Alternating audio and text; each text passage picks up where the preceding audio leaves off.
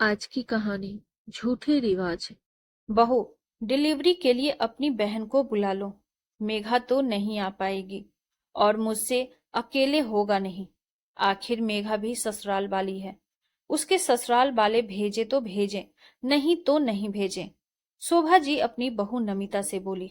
पर मम्मी जी, अगले महीने तो उसकी परीक्षा है। वो परीक्षा की तैयारी करेगी या मेरी सेवा करेगी? नमिता ने कहा। अब बहू तू खुद ही देख ले, मुझसे तो होगा नहीं। या फिर तू अपने मायके चली जा।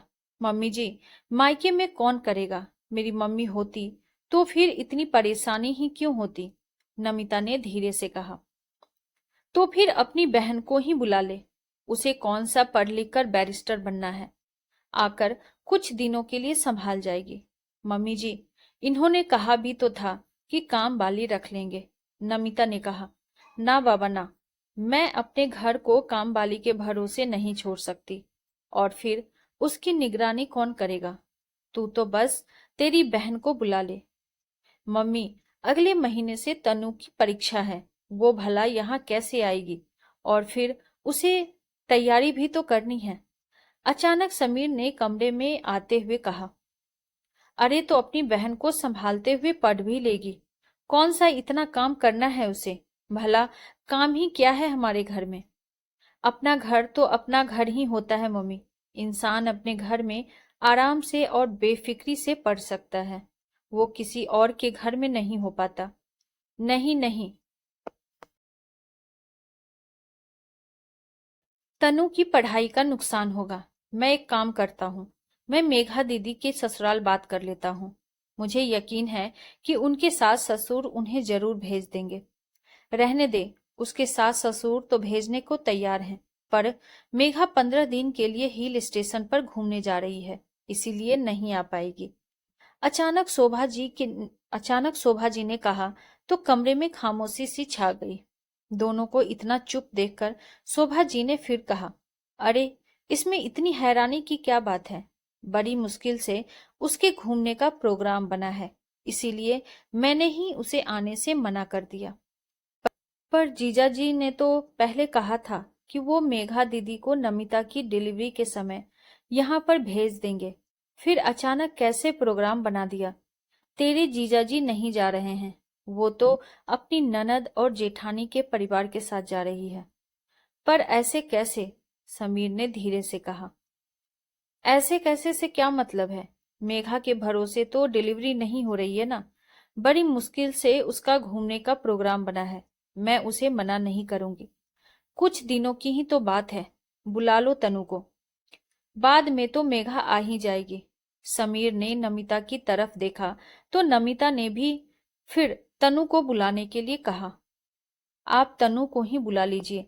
आखिर 15-20 दिन बाद तो मेघा दीदी आ ही जाएगी। नमिता ने उसके बाद तनु को फोन कर दिया और उसे अपने पास बुला लिया। तनु भी खुशी खुशी नमिता के पास आ गई। आखिर नमिता को पूरा टाइम चल रहा था। डिलीवरी कभी भी हो सकती थी। तनु के आने के 2 दिन बाद ही नमिता ने एक बेटे को जन्म दिया। अस्पताल में तो समीर और शोभा जी ने जैसे तैसे संभाला, लेकिन जैसे ही नमिता को घर पर लेकर आए, उसके बाद सारी जिम्मेदारी शोभा जी ने तनु पर डाल दी।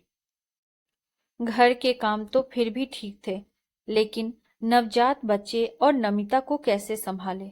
शोभा जी तो रात को अपने कमरे में जाकर सो जाती और तनु को नमिता की जिम्मेदारी दे देती। तनु को भी कोई चीज समझ में नहीं आती।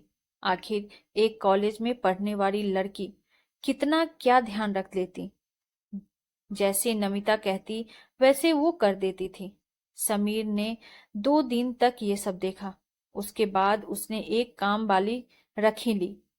काम वाली नमिता और उसके बच्चे का काम कर जाती। उनकी मालिश करना, नहलाना, उनके कपड़े धोना, सारा काम वाली करके जाती। इस पर भी शोभा जी को समस्या थी। क्या जरूरत थी तुझे काम वाली रखने की? अगर मेघा आती तब तो काम वाली नहीं रखता। अपनी साली के लिए तो कामवाली रख ली। मम्मी, मेघा दीदी के 2 बच्चे हो चुके हैं। उन्हें अच्छे से पता है कि इस समय एक औरत को क्या जरूरत होती है और बच्चे कैसे संभाले जाते हैं। तनु से आप क्या उम्मीद करते हो? आपने तो सारा काम तनु पर डाल दिया। तो फिर मैं क्या करता? लेकिन शोभा जी को तो जैसे चैन ही नहीं था। वो तो तनु के पीछे हाथ धोकर पड़ चुकी थी। घर के सारे काम करने के बाद जब तनु पढ़ने बैठती तो उसे कोई न कोई काम बता ही देती। ये सब नमिता को भी समझ में आ रहा था, पर वो अभी कुछ नहीं कर सकती थी।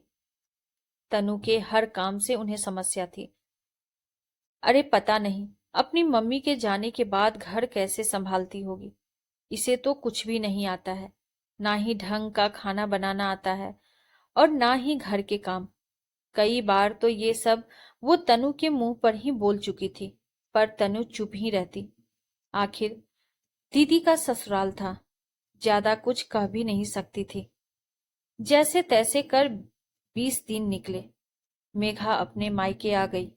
समीर ने तनु को घर छोड़कर आने के लिए कहा तो शोभा जी ने कहा, अरे 2 दिन बाद वो नहावन है ही, तब इसके पापा आएंगे ही अपनी बेटी और नाती के कपड़े लेकर। उस समय इसे लेते जाएंगे। क्यों बेवजह जाने का खर्चा कर रहा है? हाँ भाई, तनु 2 दिन बाद चली जाएगी। वैसे भी मैं बहुत थकी हुई हूँ। पहाड़ों की चढ़ाई चढ़कर हाथ पैर ही दुख रहे हैं। अभी तनु संभाल तो रही है, 1-2 दिन मुझे भी आराम मिल जाएगा। फिर तो भाभी की सेवा में ही लगना है, मेघा ने कहा।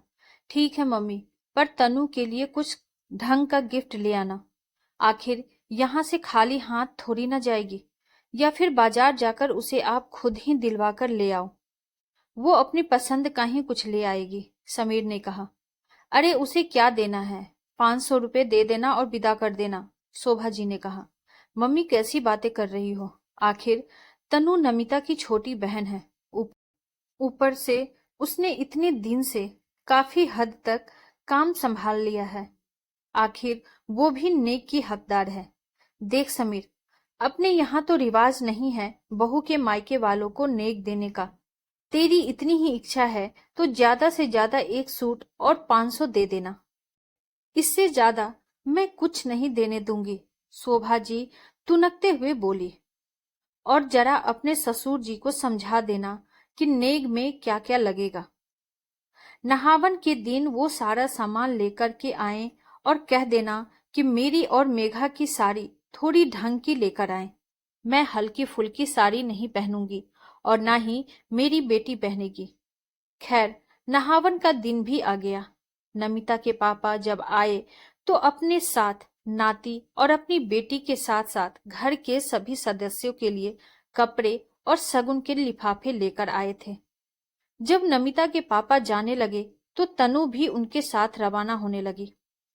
उसी समय शोभा जी ने 1 सूट और 500 का लिफाफा उसे पकड़ाते हुए कहा, ये हमारी तरफ से तुम्हारा नेक।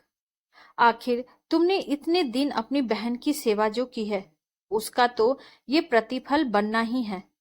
लेकिन तभी समीर वहां आ गया और उसने एक और लिफाफा तनु के हाथ में पकड़ा दिया और कहा, ये मेरे और नमिता की तरफ से तुम्हारे लिए।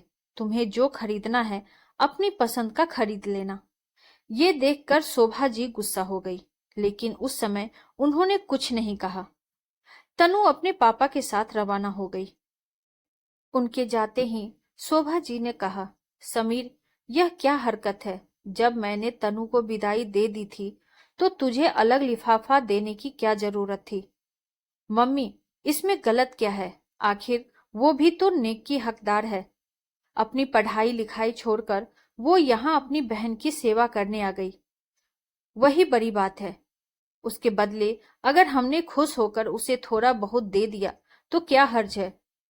पर हमारे यहाँ बहू की बहन को नेक देने का रिवाज नहीं है। ये क्या उल्टी गंगा बहा रहा है?